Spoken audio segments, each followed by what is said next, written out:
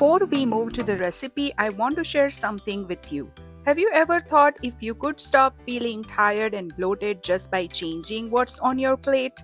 I created a free starter guide with 3 simple food fixes that can help you boost your energy and beat the bloat naturally. Grab your Eat to Heal starter guide. Link is in the description.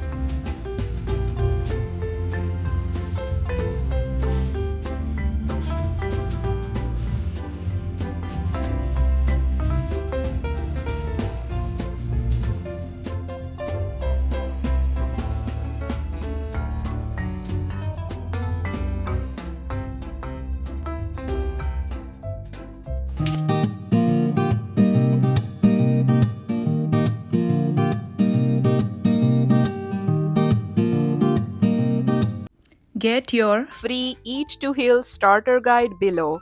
And if you're ready to start milling your own flour, check out the NutriMill link.